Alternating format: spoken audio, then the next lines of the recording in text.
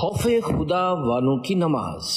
الحمدللہ رب العالمین والصلاة والسلام علی خاتم النبیین، اما بعد فاعوذ باللہ من الشیطان الرجیم، بسم اللہ الرحمن الرحیم۔ خوف خدا والوں کی نماز، یہ مضمون امیر اہل سنت دامت برکاتہم العالیہ کی کتاب فیضان نماز صفحہ 355 تا 362 اور 367 تا 374 سے لیا گیا ہے۔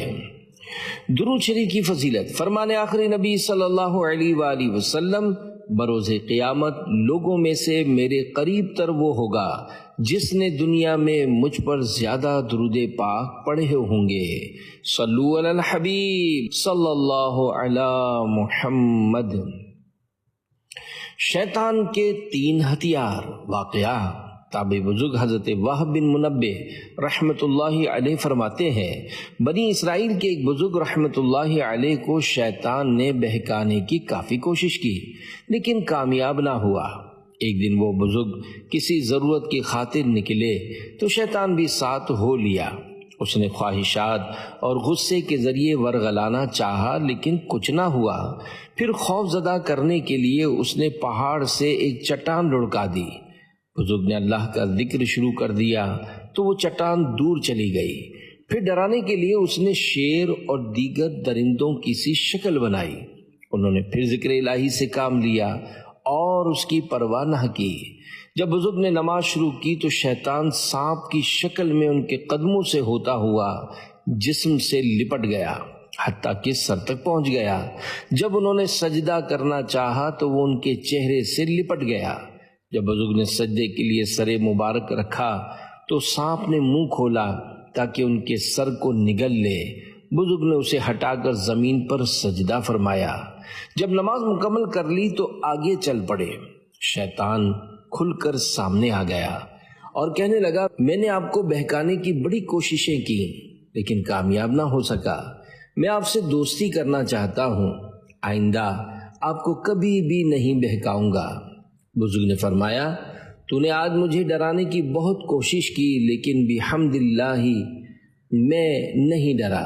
مجھے تیری دوستی کی کوئی ضرورت نہیں۔ شیطان بولا، کیا آپ مجھ سے اپنے گھر والوں کے حالات نہیں پوچھیں گے کہ آپ کی غیر موجودگی میں ان پر کیا گزری؟ بزرگ بولے، میں ان سے پہلے ہی مر چکا ہوں، یعنی مجھے ان کے بارے میں تجھ سے پوچھنے کی کوئی ضرورت ہی نہیں۔ وہ بولا، کیا آپ یہ نہیں پوچھیں گے کہ میں لوگوں کو کیسے بہکاتا ہوں؟ فرمایا، ہاں، یہ بتا دے۔ شیطان بولا، 3 چیزوں کے ذریعے بہکاتا ہوں۔ نمبر 1 بخل، نمبر 2 غصہ اور نمبر 3 نشہ۔ انسان جب بخل میں مبتلا ہوتا ہے تو میں اس کا مال اس کی نظر میں کم دکھانا شروع کر دیتا ہوں۔ یوں اپنا مال بڑھائے چلے جانے کی ہوس میں وہ اپنے مال کے شرعی حقوق ادا کرنے سے رک جاتا بلکہ پرائے مال میں رغبت کرنے لگ جاتا ہے۔ اور جب انسان غصے میں آتا ہے تو میں اس سے یوں کھیلتا ہوں جیسے بچے گیند یعنی بال سے، اگرچہ وہ اتنا نیک ہو کہ اپنی دعا سے مردے زندہ کر دے، تب بھی میں اس غصیلے آدمی سے مایوس نہیں ہوتا، کیونکہ کبھی نہ کبھی وہ غصے میں بے قابو ہو کر کوئی ایسا جملہ بک دے گا جس سے اس کی آخرت تباہ ہو جائے گی۔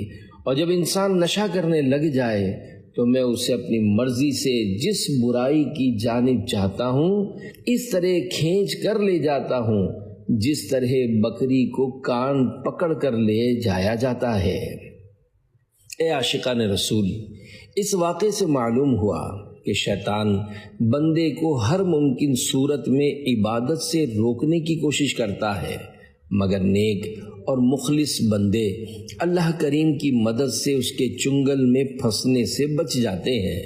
یہ بھی پتہ چلا کہ بخل، غصہ اور نشہ شیطان کے 3 بدترین ہتھیار ہیں جن سے وہ لوگوں کو برباد کرنے کی کوششیں کرتا ہے۔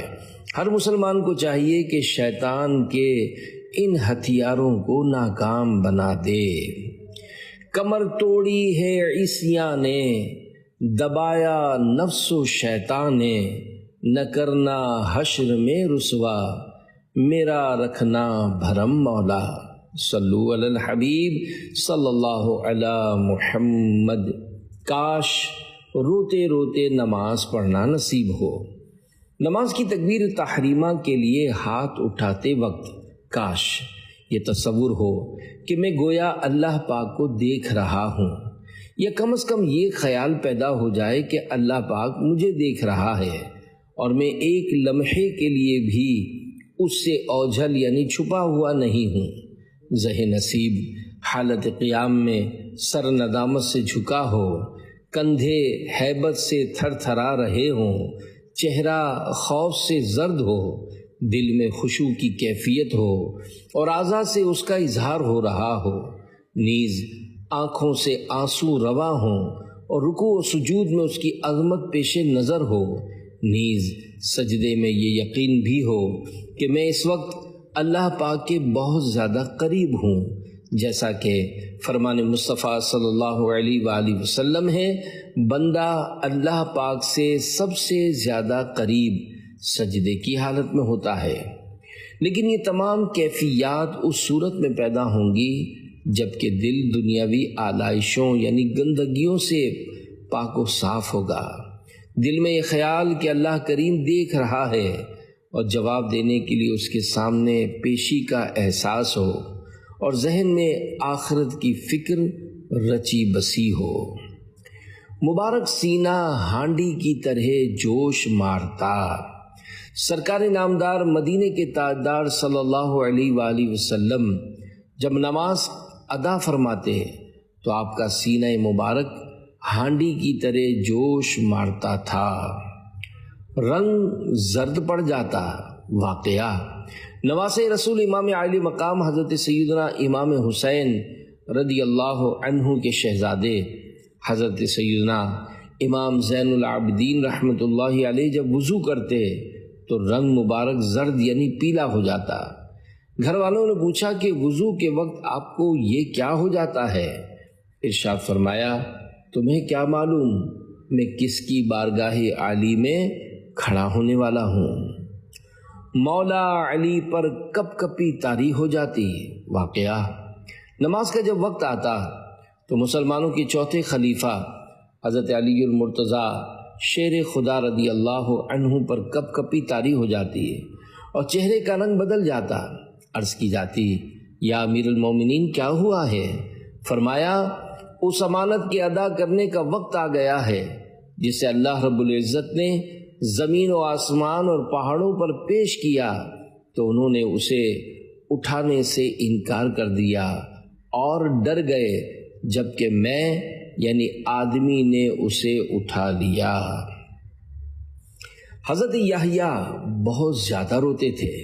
اللہ پاک کے سچے نبی ابن نبی حضرت یحییٰ بن زکریا علیہ السلام جب نماز کے لیے کھڑے ہوتے تو خوف خدا سے اس قدر روتے کہ درخت اور مٹی کے ڈھیلے یعنی ڈلے ٹکڑے بھی ساتھ رونے لگتے۔ حضرت یحییٰ علیہ السلام اسی طرح مسلسل آنسو بہاتے رہتے تھے، یہاں تک کہ آنسوؤں کے سبب آپ کے رخسار مبارک یعنی گالوں پر زخم ہو گئے۔ آپ کی امی جان رحمت اللہ علیہا زخموں پر اونی پٹیاں چپٹا دیا کرتی تھیں۔ اس کے باوجود جب آپ دوبارہ نماز کے لیے کھڑے ہوتے تو پھر رونا شروع کر دیتے، جس کے نتیجے میں وہ اونی پٹیاں بھیگ جاتی۔ جب امی جان انہیں خوش کرنے کے لیے نچوڑتی اور آپ اپنے آنسوؤں کا پانی امی جان کے بازوؤں پر گرتا دیکھتے تو بارگاہ الہی میں عرض کرتے، اے اللہ کریم، یہ میرے آنسو ہیں، یہ میری امی جان ہیں اور میں تیرا بندہ ہوں، جبکہ تو سب سے زیادہ رحم فرمانے والا ہے۔ فاروق اعظم کے رونے کی آواز۔ واقعہ حضرت عبداللہ بن عمر رضی اللہ عنہما فرماتے ہیں کہ میں نے امیر المومنین حضرت عمر فاروق اعظم رضی اللہ عنہ کے پیچھے نماز پڑھی۔ میں نے 3 صفوں کے پیچھے سے آپ کے رونے کی آواز سنی۔ جہنم کا نقشہ کھنچ جاتا۔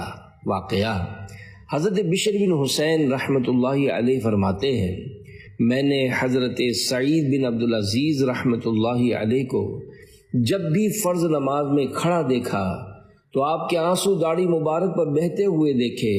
حضرت اسحاق بن ابراہیم رحمۃ اللہ علیہ فرماتے ہیں میں حضرت سعید بن عبدالعزیز رحمۃ اللہ علیہ کو قبلہ رخ نماز پڑھتے دیکھا کرتا اور چٹائی پر آپ کے آنسوؤں کے گرنے کی آواز سنا کرتا۔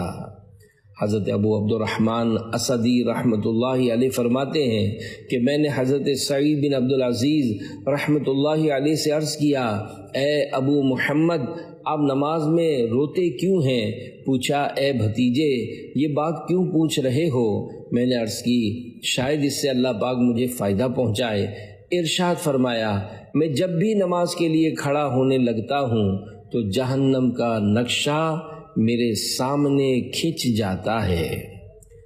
ہر وقت رونے والے بزرگ حضرت سفیان رحمۃ اللہ علیہ فرماتے ہیں کہ حضرت سعید بن سائب طائفی رحمۃ اللہ علیہ کے آنسو قریب قریب تھمتے ہی نہ تھے، ہر وقت روتے ہوئے نظر آتے تھے۔ نماز ادا کرتے تو روتے روتے، طواف کرتے تو روتے روتے، بیٹھے ہوئے دیکھ کر قرآن کریم پڑھتے تو روتے روتے، میری آپ سے جب راستے میں ملاقات ہوتی تب بھی رو رہے ہوتے۔ ایک شخص نے آپ کو ہر وقت روتے رہنے پر ملامت کی، یعنی برا بھلا کہا تو رو دیے اور بطور عاجزی فرمانے لگے، تمہیں میرے رونے پر نہیں بلکہ میری خطاؤں اور زیادتیوں پر ملامت کرنی چاہیے کہ یہ دونوں یعنی خطائیں اور زیادتیاں مجھ پر غالب آ چکی ہیں۔ اس شخص نے جب یہ سنا تو آپ کو چھوڑ کر چلا گیا۔ نماز میں رونے کا شرعی مسئلہ۔ نماز کے دوران درد یا مصیبت کی وجہ سے یہ الفاظ آہ، اوہ، اف، تف نکل گئے یا آواز سے رونے میں حروف پیدا ہو گئے، نماز فاسد ہو گئی۔ اگر رونے میں صرف آنسو نکلے، آواز و حروف نہیں نکلے تو حرج نہیں۔ اگر نماز میں امام کے پڑھنے کی آواز پر رونے لگا اور ارے، نعم، ہاں زبان سے جاری ہو گیا تو کوئی حرج نہیں کہ یہ خشوع کے باعث ہے، اور اگر امام کی خوش الہانی کے سبب یہ الفاظ کہے تو نماز ٹوٹ گئی۔ تو ڈر اپنا عنایت کر، رہیں اس ڈر سے آنکھیں تر، مٹا خوف جہاں دل سے، مٹا دنیا کا غم مولا۔ صلو علی الحبیب صلی اللہ علی محمد۔ نماز میں جو کچھ پڑھتے ہیں اس کے معنی یاد ہوں۔ خشوع حاصل ہونے کے لیے نماز میں پڑھی جانے والی سورتوں اور اذکار نماز مثلاً ثنا، سورہ فاتحہ، رکوع اور سجدے کی تسبیحات و درود شریف وغیرہ کے معنی معلوم ہوں، تاکہ پتہ چلے کہ اپنے پروردگار سے کیا عرض کر رہے ہیں۔ آیات و دعاؤں کے معنی اگر ذہن میں موجود ہوں گے تو خیالات قابو میں رہ سکیں گے اور انشاءاللہ پورے طور پر خشوع و خضوع سے نماز ادا کرنے کی سعادت نصیب ہوگی۔ دائیں بائیں کون ہے اس کا ہوش نہ ہو۔ حضرت حکم رحمۃ اللہ علیہ فرماتے ہیں یہ بات نماز کے پورے ہونے سے ہے کہ تمہیں معلوم نہ ہو تمہارے دائیں بائیں کون ہے۔ صحابی ابن صحابی حضرت عبداللہ بن عباس رضی اللہ عنہما فرماتے ہیں نماز میں خشوع یہ ہے کہ نمازی اپنے دائیں بائیں شخص کو نہ پہچانے۔ تابعی بزرگ حضرت سعید بن جبیر رحمۃ اللہ علیہ فرماتے ہیں جب سے میں نے حضرت عبداللہ بن عباس رضی اللہ عنہما کا یہ فرمان سنا ہے 40 سال ہونے کو ہیں، میں نے نماز میں اپنے دائیں بائیں شخص کو نہیں پہچانا۔ نمازوں میں ایسا گما یا الہی، نہ پاؤں میں اپنا پتہ یا الہی۔ صلو علی الحبیب صلی اللہ علی محمد۔ جلد جلد پڑھنے سے نماز کی روح چلی جاتی ہے۔ رکوع، سجدہ، قومہ اور جلسہ وغیرہ اطمینان سے ادا نہ کیے گئے تو کسی صورت میں خشوع و خضوع پیدا نہیں ہو سکتا، کیونکہ جلد بازی سے نماز کی روح چلی جاتی ہے۔ نماز ادا کرنے میں جلد بازی، افسوس فی زمانہ مسلمانوں کی بہت کم تعداد نماز پڑھتی ہے، اور جو پڑھتے ہیں ان میں سے بھی بعض لوگ جلد بازی کی وجہ سے بارہا اپنی نمازیں ہی برباد کر بیٹھتے ہیں۔ جلد بازی میں غلط نماز پڑھنے والے کو نماز کا چور قرار دیا گیا ہے۔ اللہ پاک کے آخری نبی صلی اللہ علیہ وآلہ وسلم کا فرمان عالی شان ہے، لوگوں میں سب سے بدتر چور وہ ہے جو اپنی نماز میں چوری کرتا ہے۔ صحابہ کرام علیہم رضوان نے عرض کی، یا رسول اللہ صلی اللہ علیہ وآلہ وسلم، کوئی شخص اپنی نماز میں کس طرح چوری کر سکتا ہے؟ تو آپ صلی اللہ علیہ وآلہ وسلم نے ارشاد فرمایا، وہ اس کے رکوع و سجود پورے نہیں کرتا، یا ارشاد فرمایا وہ رکوع و سجود میں اپنی پیٹھ سیدھی نہیں کرتا۔ مال کے چور سے نماز کا چور بدتر ہے۔ حضرت مفتی احمد یار خان رحمۃ اللہ علیہ اس حدیث پاک کے تحت فرماتے ہیں، معلوم ہوا کہ مال کے چور سے نماز کا چور بدتر ہے، کیونکہ مال کا چور اگر سزا بھی پاتا ہے تو چوری کے مال سے کچھ نہ کچھ نفع بھی اٹھا لیتا ہے، مگر نماز کا چور سزا پوری پائے گا، اس کے لیے نفع کی کوئی صورت نہیں۔ مال کا چور بندے کا حق مارتا ہے، جبکہ نماز کا چور اللہ پاک کا حق۔ یہ حالت ان کی ہے جو نماز کو ناقص پڑھتے ہیں، اس سے وہ لوگ درس عبرت حاصل کریں جو سرے سے نماز پڑھتے ہی نہیں۔ برے خاتمے کی وعید۔ حضرت حذیفہ بن یمان رضی اللہ عنہ نے ایک شخص کو دیکھا جو نماز پڑھتے ہوئے رکوع سجود پورے ادا نہیں کرتا تھا، تو اس سے فرمایا، تم نے نماز نہیں پڑھی، اور اگر تم اسی حالت میں انتقال کر جاؤ تو حضرت محمد مصطفیٰ صلی اللہ علیہ وآلہ وسلم کے طریقے پر تمہاری موت واقع نہیں ہوگی۔ نسائی شریف کی روایت میں یہ بھی ہے کہ آپ رضی اللہ عنہ نے پوچھا، تم کب سے اس طرح نماز پڑھ رہے ہو؟ اس نے کہا 40 سال سے۔ تو آپ نے اس سے ارشاد فرمایا، تم نے 40 سال سے نماز ہی نہیں پڑھی، اور اگر اس حالت میں تمہیں موت آ گئی تو دین محمدی پر نہیں مرو گے۔ کوے کی طرح چونچ نہ مارو۔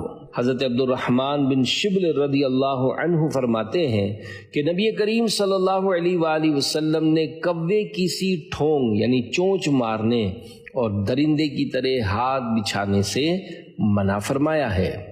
شرح حدیث یعنی ساجد سجدہ کرنے والا سجدہ ایسی جلدی نہ کرے جیسے کوا زمین پر چونچ مار کر فوراً اٹھا دیتا ہے، اور سجدے میں کوہنیاں زمین سے نہ لگائے جیسے کتا بھیڑیا وغیرہ بیٹھتے وقت لگا لیتے ہیں۔ جلدی نماز پڑھنے والے کی مثال۔ حضرت ابو موسیٰ اشعری رضی اللہ عنہ سے روایت ہے کہ اللہ پاک کے پیارے رسول صلی اللہ علیہ وآلہ وسلم نے ارشاد فرمایا، جو شخص رکوع پورے طور پر ادا نہیں کرتا اور سجدوں میں ٹھونگے یعنی چونچے مارتا ہے، اس کی مثال اس بھوکے کی سی ہے جو 1 یا 2 کھجور کھائے تو یہ اس کی بھوک کو دور نہیں کر سکتی۔ 2 بار نماز پڑھوائی۔ حضرت ابو ہریرہ رضی اللہ عنہ سے روایت ہے کہ ایک شخص مسجد میں آیا، رحمت عالم صلی اللہ علیہ وآلہ وسلم مسجد کے کونے میں جلوہ گر تھے۔ اس شخص نے نماز پڑھی اور حضور اکرم صلی اللہ علیہ وآلہ وسلم کو سلام کیا۔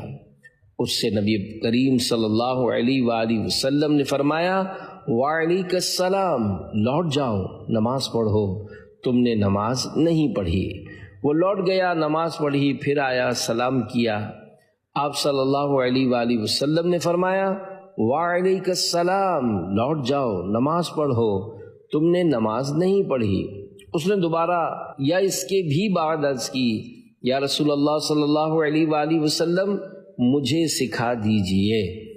آپ صلی اللہ علیہ وآلہ وسلم نے فرمایا، جب تم نماز کی طرف اٹھو تو وضو پورا کرو، پھر کعبے کو منہ کرو، پھر تکبیر کہو، پھر جس قدر قرآن آسان ہو پڑھ لو، پھر رکوع کرو حتیٰ کہ رکوع میں مطمئن ہو جاؤ، پھر اٹھو حتیٰ کہ سیدھے کھڑے ہو جاؤ، پھر سجدہ کرو حتیٰ کہ سجدے میں مطمئن ہو جاؤ، پھر اٹھو حتیٰ کہ اطمینان سے بیٹھ جاؤ، پھر سجدہ کرو حتیٰ کہ سجدے میں مطمئن ہو جاؤ، پھر اٹھو حتیٰ کہ اطمینان سے بیٹھ جاؤ، پھر اپنی ساری نماز میں یہی کرو۔ رسول اکرم صلی اللہ علیہ وآلہ وسلم سے ملتی جلتی نماز واقعہ۔ تابعی بزرگ امیر المومنین حضرت عمر بن عبدالعزیز رحمۃ اللہ علیہ سنتوں پر عمل کی بھرپور کوشش کیا کرتے تھے۔ جب آپ حاکم مدینہ تھے ان دنوں نبی کریم صلی اللہ علیہ وآلہ وسلم کے خادم خاص حضرت انس بن مالک رضی اللہ عنہ عراق سے مدینہ شریف آئے تو حضرت عمر بن عبدالعزیز رحمۃ اللہ علیہ کے پیچھے نماز پڑھی۔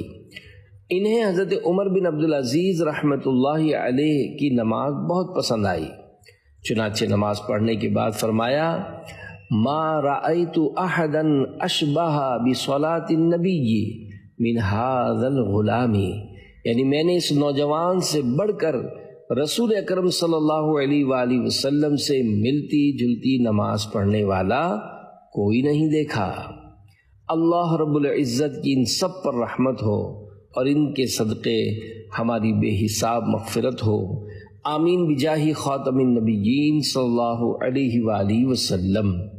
نماز اعلیٰ حضرت مولانا محمد حسین چشتی نظامی رحمۃ اللہ علیہ فرماتے ہیں اعلیٰ حضرت امام احمد رضا خان رحمۃ اللہ علیہ جس قدر احتیاط سے نماز پڑھتے تھے آج کل یہ بات نظر نہیں آتی۔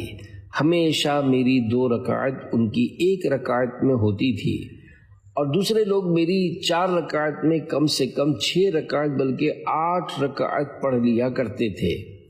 اللہ رب العزت کی ان سب پر رحمت ہو اور ان کے صدقے ہماری بے حساب مغفرت ہو، آمین بجاہ خاتم النبیین صلی اللہ علیہ وآلہ وسلم۔ صلو علی الحبیب صلی اللہ علی محمد۔ آقا کی قراءت مرحبا۔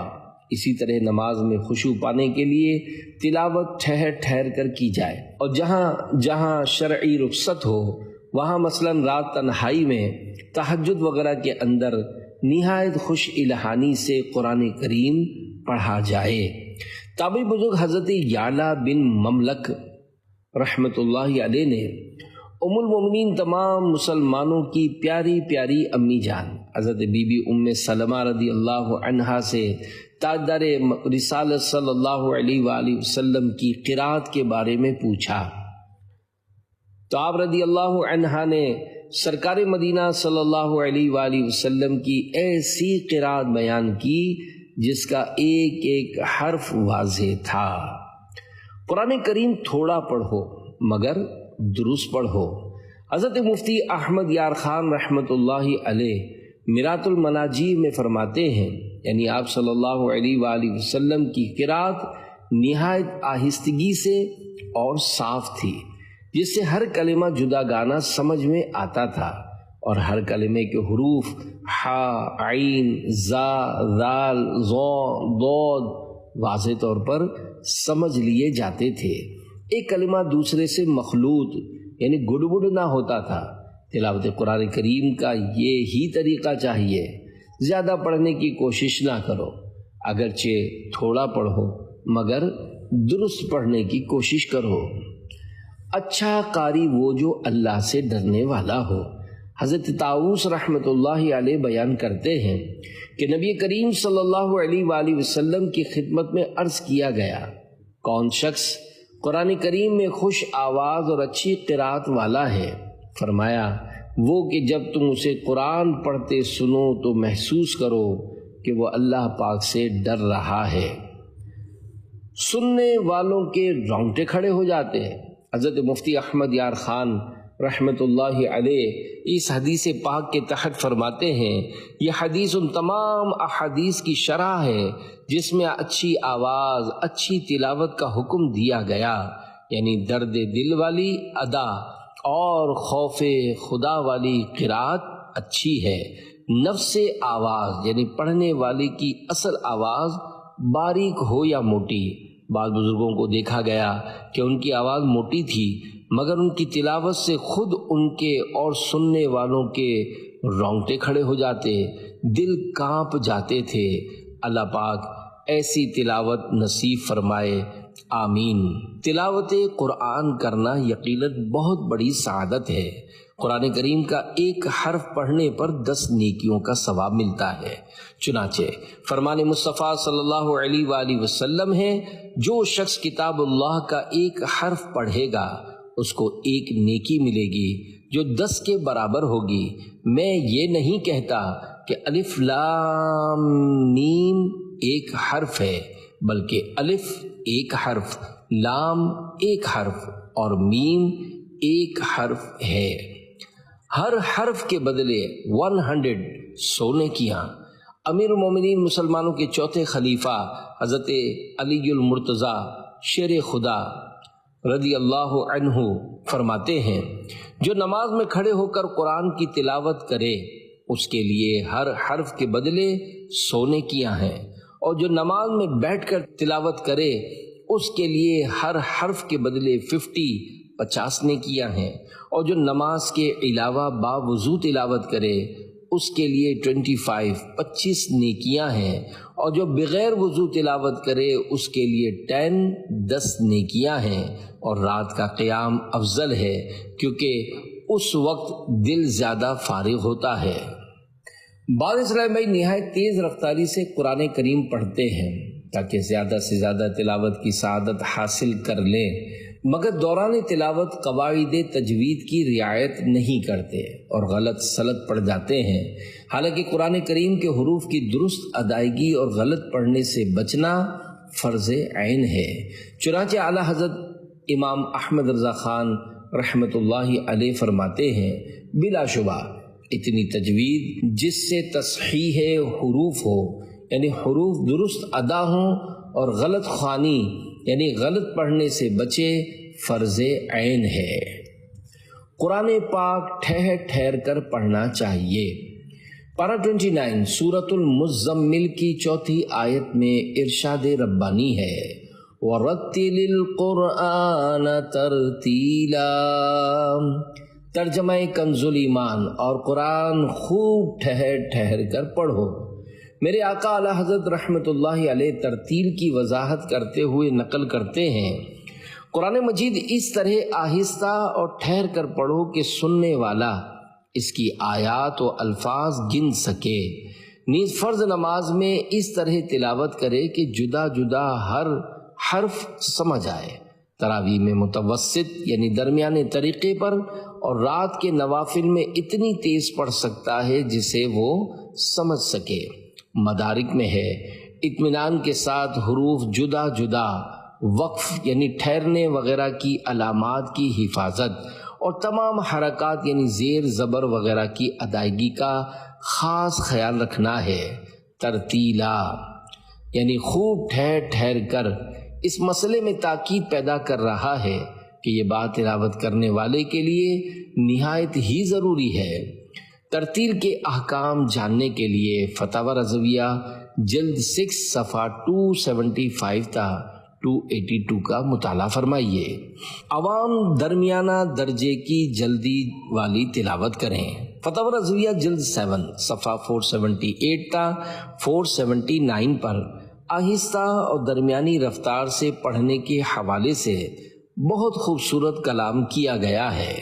یہاں اس کا خلاصہ آسان لفظوں میں عرض کرنے کی کوشش کی جاتی ہے۔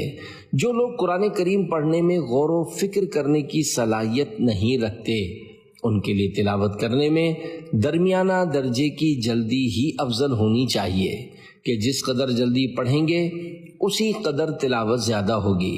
اور قرآن کریم کے ہر حرف پر 10 نیکیاں ہیں۔ 100 کی جگہ 500 حروف پڑھیں گے تو 1000 کی جگہ 5000 نیکیاں ملیں گی، اور ہر ثواب سمجھنے ہی پر منحصر نہیں۔ واقعہ حضرت امام احمد بن حنبل رحمۃ اللہ علیہ نے اللہ پاک کی خواب میں زیارت کی تو عرض کی، اے میرے رب، کیا چیز تیرے بندوں کو تیرے عذاب سے چھڑانے والی ہے؟ فرمایا، میری کتاب یعنی قرآن کریم۔ عرض کی، اسے سمجھ کر پڑھنا ہے یا بغیر سمجھے؟ فرمایا، دونوں طرح، یعنی سمجھ کر پڑھنا اور بغیر سمجھے پڑھنا۔ تفصیل کے لیے دیکھیے فتاوی رضویہ جلد 7 صفحہ 478 تا 479۔ تلاوت کی توفیق دے دے الہی، گناہوں کی ہو دور دل سے سیاہی، صلو علی الحبیب صلی اللہ تعالی علی محمد۔ نماز کے ضروری مسائل جاننا ضروری ہے، نماز کے ضروری مسائل جاننا ضروری ہے، کیونکہ جو نماز کے فرائض، واجبات، سنتیں اور نماز کو فاسد کرنے یعنی توڑنے والی چیزوں وغیرہ کا علم رکھتا ہے وہ اچھی طرح نماز پڑھ سکتا ہے، جبکہ جو نماز کے ضروری مسائل سے ناواقف ہے وہ درست نماز کیوں کر ادا کر سکے گا؟ یاد رہے، جس پر نماز فرض ہے اس پر نماز کے ضروری مسائل جاننا بھی فرض ہے۔ دولہے کی نماز واقعہ۔ اے عاشقان رسول، انتہائی نازک دور آ گیا ہے۔ ہمارے یہاں ایسے مسلمانوں کی بھی ایک تعداد مل سکتی ہے جن کو نماز پڑھنا بالکل بھی نہیں آتا، جیسا کہ دعوت اسلامی کے ایک مدنی اسلامی بھائی کا بیان ہے کہ میں کراچی کی ایک مسجد میں امام ہوں۔ ایک رات عشاء کی نماز کے بعد مدرسۃ المدینہ برائے بالغان کے سلسلے میں ہم کچھ اسلامی بھائی مسجد میں موجود تھے کہ ایک دولہا اپنے چند دوستوں سمیت مسجد میں آیا اور مجھ سے کہنے لگا کہ مجھے نماز پڑھا دیجئے۔ میں نے جواباً کہا کہ نماز تو میں نے پڑھا دی ہے، آپ اپنی پڑھ لیجئے۔ اس نے پھر کہا کہ نہیں، مجھے آپ نماز پڑھا دیجئے۔ تو اب میں اس کی بات سمجھا کہ وہ کہہ رہا ہے مجھے سرے سے نماز پڑھنا ہی نہیں آتی، لہذا آپ مجھے اس کا طریقہ بتا دیجئے۔ میں نے ایک سلجھے ہوئے اسلامی بھائی کو کہا کہ آپ انہیں طریقہ بتا دیجئے۔ انہوں نے طریقہ بتایا، مگر اس 34 سالہ دولہے کو رکوع، سجود، التحیات وغیرہ کے متعلق کچھ بھی پتہ نہیں تھا کہ یہ کس کو کہتے ہیں اور کیسے کرتے ہیں، حتیٰ کہ اسے ایک ایک چیز بتانی پڑی کہ ہاتھ کانوں تک اٹھا کر ناف کے نیچے باندھیں، رکوع و سجدہ اس طرح کریں۔